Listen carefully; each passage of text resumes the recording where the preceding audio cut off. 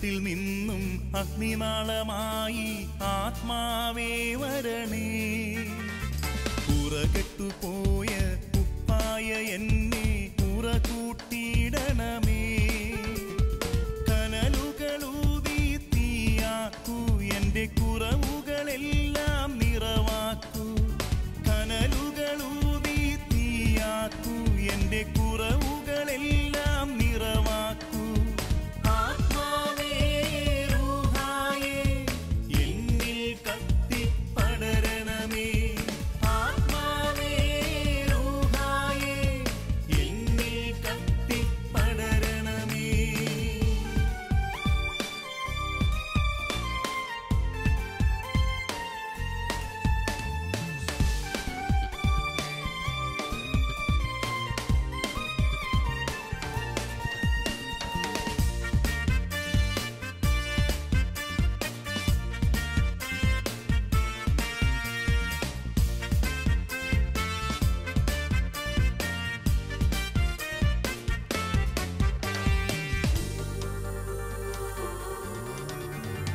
ആത്മാവെന്നെ നയിക്കും പോലെൻ ജീവിത പാതയിൽ തുടരാൻ.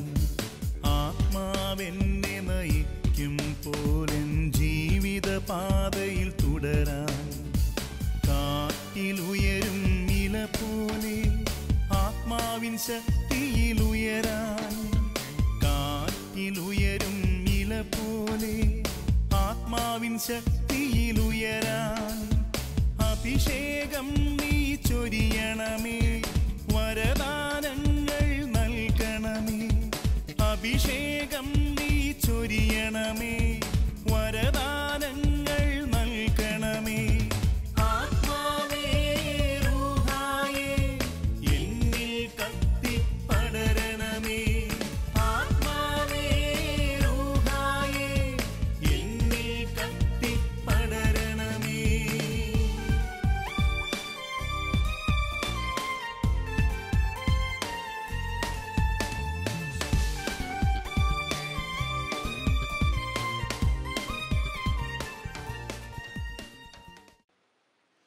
പ്രിയമുള്ളവരെ, നമുക്കൊക്കെ ജീവിതത്തിൽ ഒത്തിരി ഒത്തിരി സ്വപ്നങ്ങളുള്ളവരാണ്. എല്ലാ വ്യക്തിയുടെയും ജീവിതത്തിൽ ഒത്തിരി ഒത്തിരി സ്വപ്നങ്ങളുണ്ട്. നമ്മുടെ ജീവിതത്തിൽ ഏതെങ്കിലും സ്വപ്നങ്ങളോ ആഗ്രഹങ്ങളോ പൊലിഞ്ഞതിൻ്റെ വേദനകളുമായിട്ടാണ് പലരും ധ്യാനത്തിന് വരുന്നത്.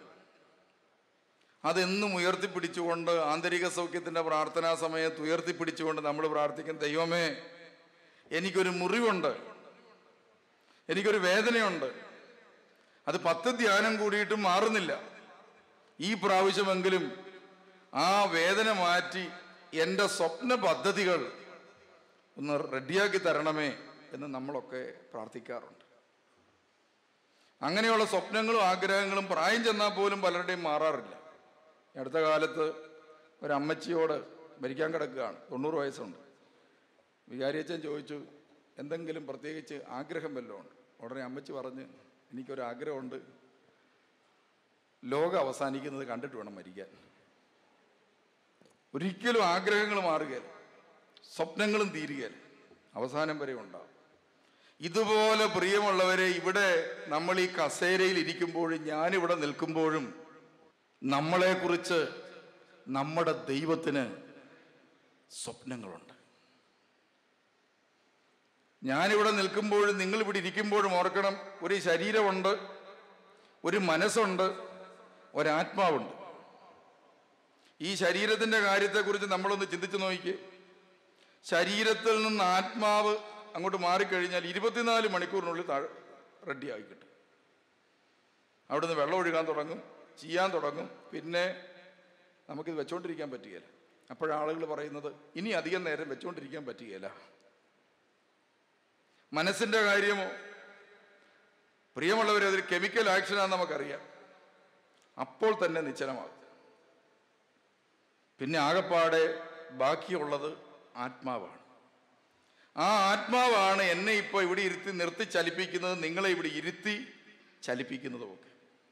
കേൾക്കാനും കാണാനും സംസാരിക്കാനും ചിന്തിക്കാനും ഒക്കെ നമ്മളെ ശക്തരാക്കി തീർത്തിരിക്കുന്ന ഒരു പവർ നമ്മളിലുണ്ട്. ആ പവർ എന്ന് പറയുന്നത് നമ്മുടെ ആത്മാവാണ്. പ്രിയമുള്ളവരെ, ഈ ആത്മാവിനെ ദൈവം ജീവശ്വാസം വഴി മനുഷ്യകുലത്തിലേക്ക് നൽകുന്ന സമയത്ത് നമ്മളൊന്ന് ആലോചിച്ച് നോക്കിക്കേ. അപ്പൻ വേദനിച്ചല്ലേ നമുക്ക് വേണ്ടി സ്നേഹം, ആ സ്നേഹത്തോടെ നമ്മളെ പങ്കുവെച്ച് ഇവിടെ ഇരുത്തിയിരിക്കുന്നത്. മറ്റൊരു വിധത്തിൽ പറഞ്ഞാൽ ദൈവം പങ്കുവെച്ച് നൽകിയ ഒരാത്മാവുമായിട്ടാണ് ഞാനിവിടെ ഇരിക്കുന്നത്. അതുകൊണ്ട് തന്നെ നമുക്കൊത്തിരി സ്വപ്നങ്ങളും പദ്ധതികളും ഉണ്ടെങ്കിൽ നമ്മൾ ഏറ്റവും കൂടുതൽ ചിന്തിക്കുന്നത്, ഞാൻ ഈ കസേരയിൽ ഇരിക്കുമ്പോൾ എന്നെ ഇവിടെ ഇങ്ങനെ ജീവനോടെ ഇരുത്തിയിരിക്കുന്ന എൻ്റെ ദൈവപിതാവിന് എന്നെക്കുറിച്ച് എന്തുമാത്രം സ്വപ്നങ്ങളുണ്ട്.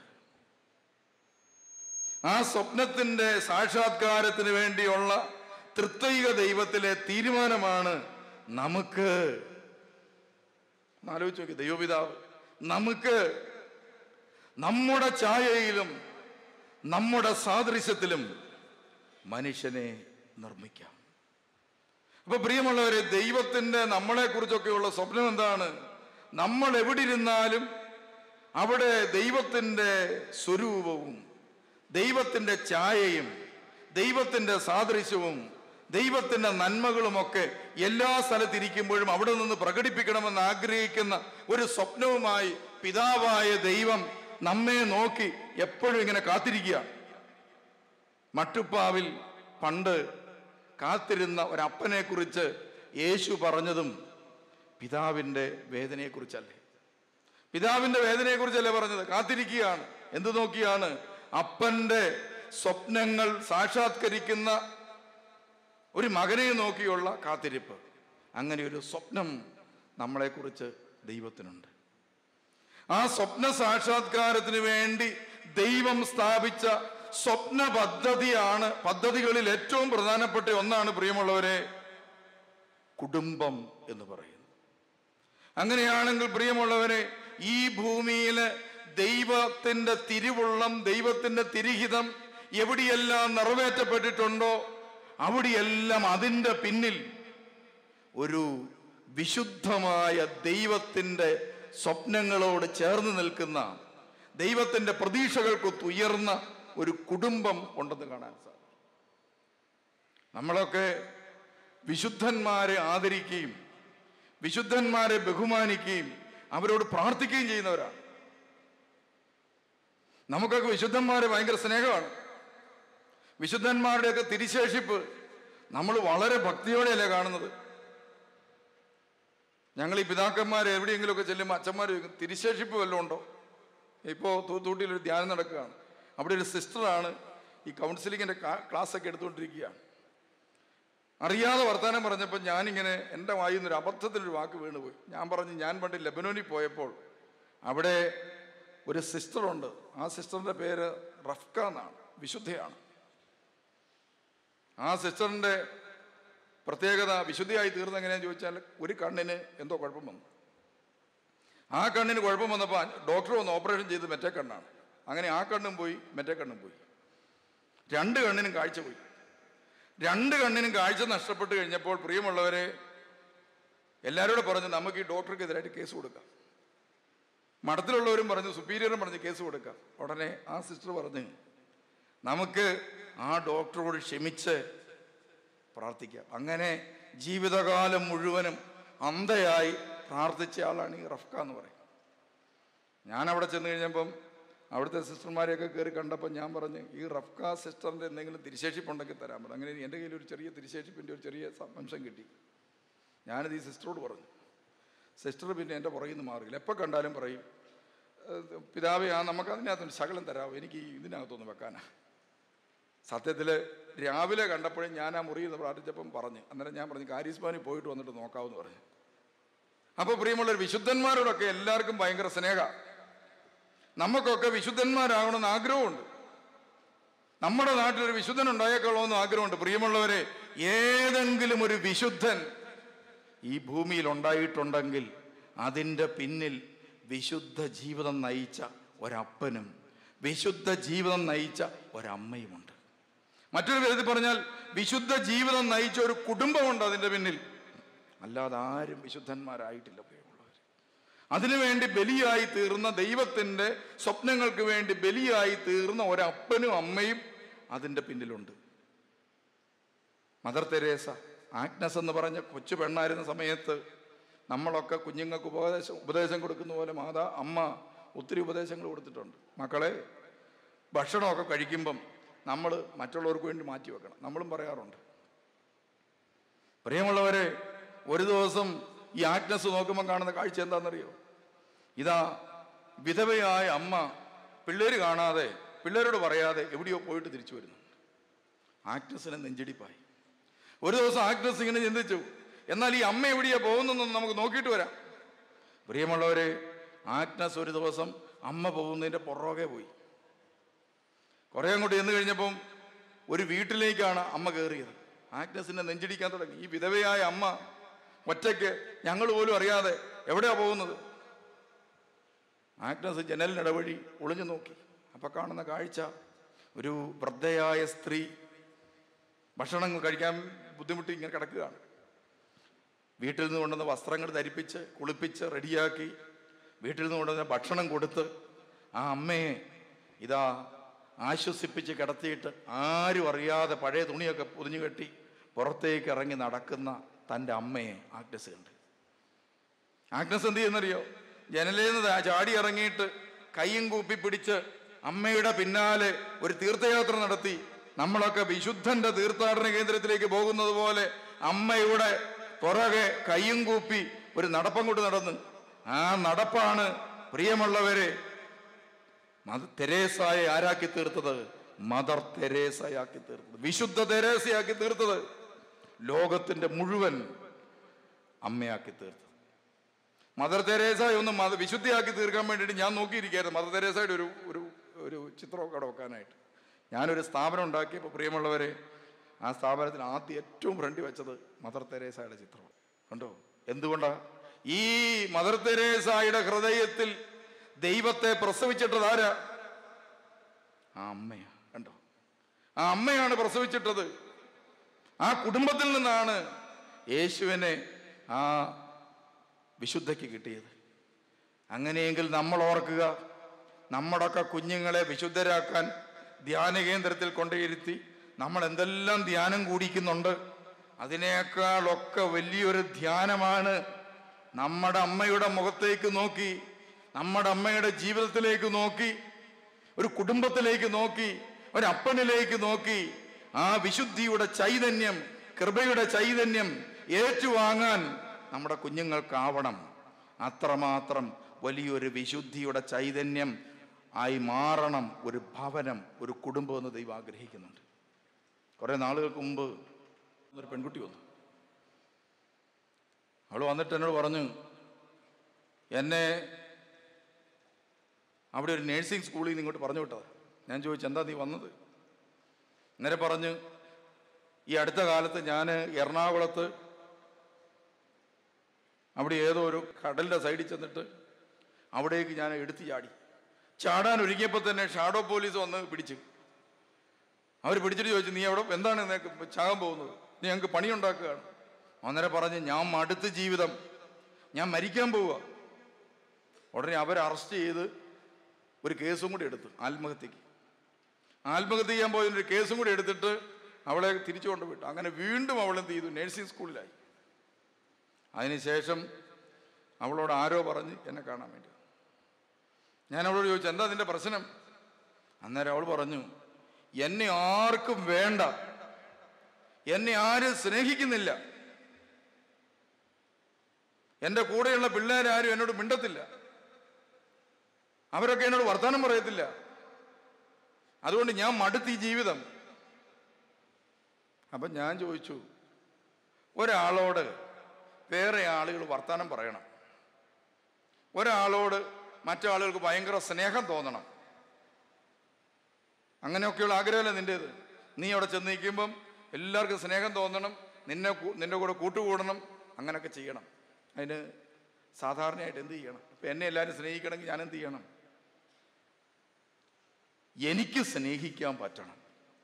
എന്നാലേ പറ്റൂ. അപ്പം ഞാൻ പറഞ്ഞു, നിന്നെ ആരും സ്നേഹിക്കുന്നില്ലെങ്കിൽ, നിന്റെ കൂടെയുള്ളവരാരും നിന്റെ അടുക്കിലേക്ക് വരുന്നില്ലെങ്കിൽ, കൂട്ടുകൂടുന്നില്ലെങ്കിൽ, അതിൻ്റെ അർത്ഥം നിനക്ക് ആരെയും സ്നേഹിക്കാൻ പറ്റുന്നില്ല. അത് തന്നെയാ കാര്യം. അപ്പം അവൾ പറഞ്ഞു, ശരിയാ, എനിക്ക് ആരെയും സ്നേഹിക്കാൻ പറ്റുന്നില്ല. അപ്പം ഞാൻ പറഞ്ഞു, നീ വല്ലവരുടെ ഒക്കെ കുത്തുവാക്ക് പറയുന്നുണ്ടാകും, നീ മറ്റുള്ളവരെ മുറിപ്പെടുത്തുന്നുണ്ടാകും, അതുകൊണ്ട് അവരാരും അടുക്കാത്തത്. അപ്പോൾ പറഞ്ഞു, ശരിയാ, എൻ്റെ കൂട്ടുകാരല്ല ഇത് തന്നെയാണ് പറയുന്നത്. ഞാൻ എന്തെങ്കിലും പറഞ്ഞു കഴിഞ്ഞാൽ ഉടനെ പറയും, നീ ഇങ്ങനെ ഞങ്ങളെ വേദനിപ്പിക്കാതെ, നീ ഞങ്ങളോട് ഇങ്ങനെയൊക്കെ പറയാതെ പെരുമാറാതെ. അങ്ങനെ പ്രിയമുള്ളവരെ എല്ലാവരും അകന്നു മാറുന്നു. അതുകൊണ്ടാണ് ഞാൻ മരിക്കാനൊരുങ്ങിയത്. അപ്പം ഞാൻ പറഞ്ഞു, നിനക്ക് എന്തുകൊണ്ടാണ് സ്നേഹിക്കാൻ പറ്റാത്തതെന്നറിയോ? അപ്പോൾ അവൾ പറഞ്ഞു, എനിക്കറിയാൻ മേല, ചെറുപ്പം തൊട്ടേ ഞാനിങ്ങനെയായിരുന്നു, പിടിവാശിക്കാരിയായിരുന്നു. അപ്പം ഞാൻ പറഞ്ഞു, നിനക്ക് സ്നേഹം സ്റ്റോക്കില്ല, അതുകൊണ്ടാണ് നിനക്ക് സ്നേഹം കൊടുക്കാൻ പറ്റാത്തത്. നിനക്ക് കിട്ടിയിട്ടില്ല, അതുകൊണ്ടാണ് കൊടുക്കാൻ പറ്റാത്തത് എന്ന് മാത്രമല്ല, നിനക്ക് എല്ലാവരോടും വെറുപ്പ് കാണിക്കാൻ പറ്റുന്നുണ്ട്. ആ പോലീസുകാർക്ക് വരെ നിന്നോട് ദേഷ്യം ഇപ്പം. കാരണം എന്താ?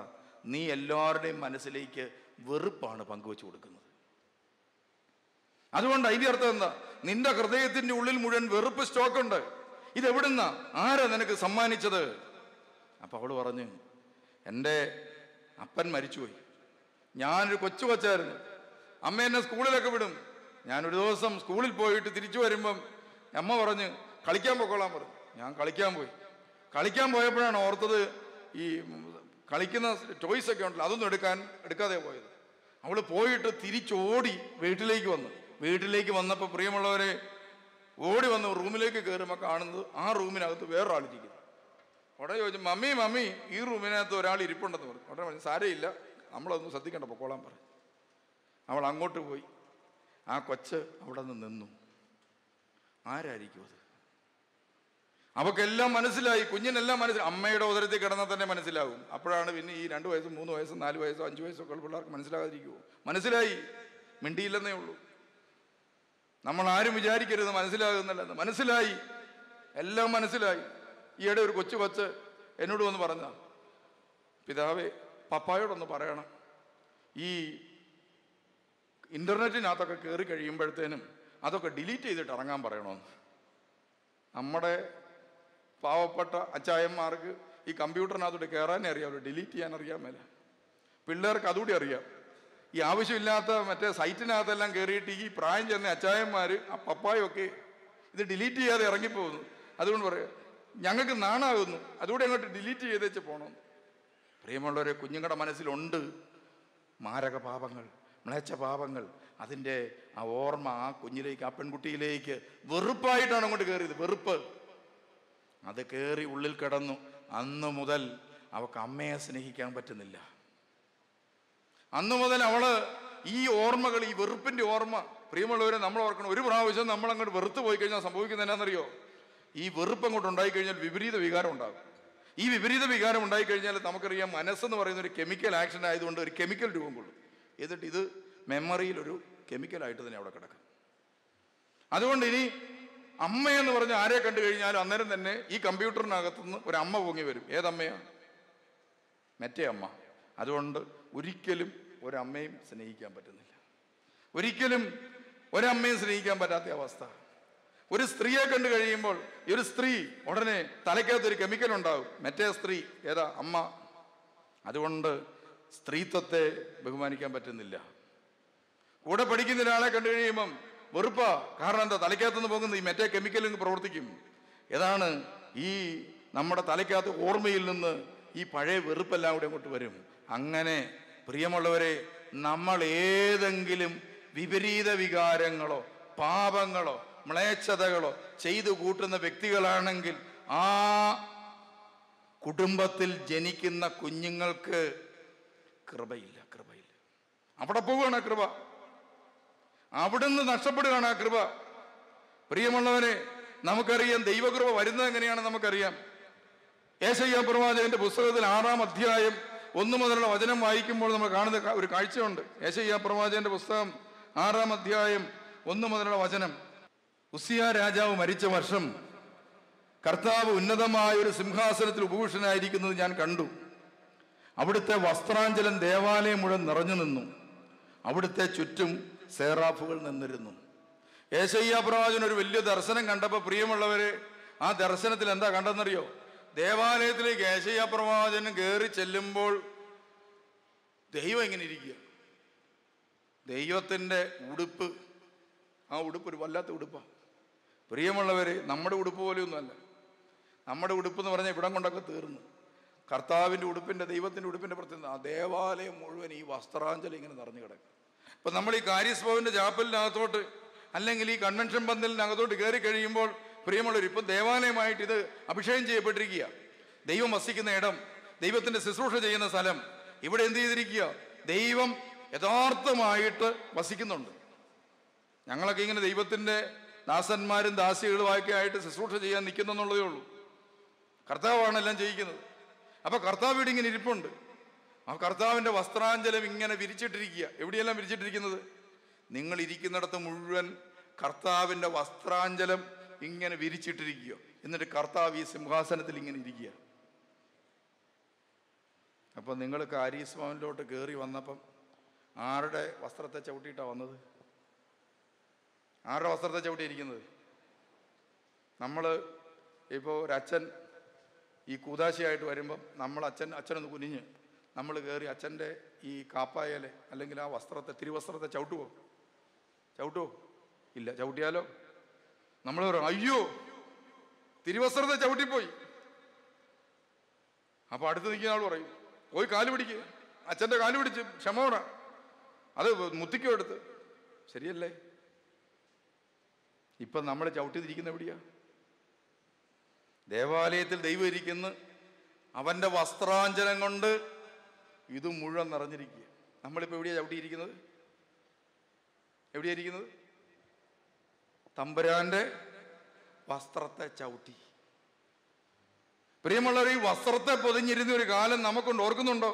എന്നാന്ന് ഇവിടെ കാണും. നിങ്ങൾ അപ്പുറത്തോട്ട് ഇപ്പുറത്ത് നോക്കിയാൽ വസ്ത്രത്തിനകത്ത് പൊതിഞ്ഞ് പിടിച്ചിരിക്കുന്ന കുഞ്ഞുങ്ങൾ ഇല്ലേ?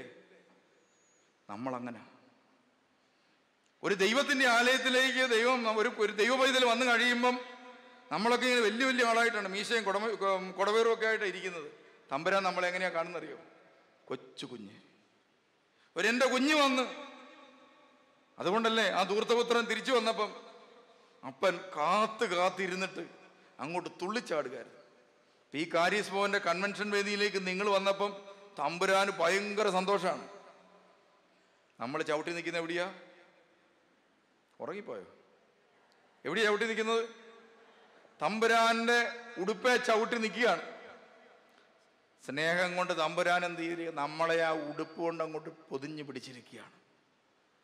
ഇതാണ് ഈ ദൈവകൃപ എന്നൊക്കെ പറയും. ആ ഉടുപ്പിനകത്ത് അങ്ങനെ അങ്ങോട്ട് ഇരിക്കുമ്പോഴാണ് പ്രിയമുള്ളവർ. അതുകൊണ്ടല്ലേ നമ്മൾ ധ്യാനത്തിന്, നമുക്കറിയാം ഈ പള്ളി, ഇവിടുത്തെ ചാപ്പൽ, അത് എന്നുമുള്ള ചാപ്പല. എത്ര വർഷമായി ആ ചാപ്പലിൽ നമ്മൾ വെറുതെ ഇങ്ങനെ വന്നിരിക്കാറുണ്ട്. പക്ഷേ ആ ചാപ്പലിൽ ഒരു 5 ദിവസം ധ്യാനത്തിന് ആ വസ്ത്രത്തിൽ അങ്ങോട്ട് ചവിട്ടി, ആ വസ്ത്രത്തിൽ ദൈവം നമ്മളെ പൊതിഞ്ഞങ്ങോട്ട് പിടിച്ചു കഴിയുമ്പോൾ 5-ാം പൊക്കം പുറത്തിറങ്ങി കഴിയുന്ന ആള് പറയും, ഞാൻ 50 വർഷം കള്ളു കുടിച്ചു, ഇനി ഞാൻ കള്ളു കുടിക്കുന്ന പ്രശ്നം ഉദിക്കുന്നില്ല.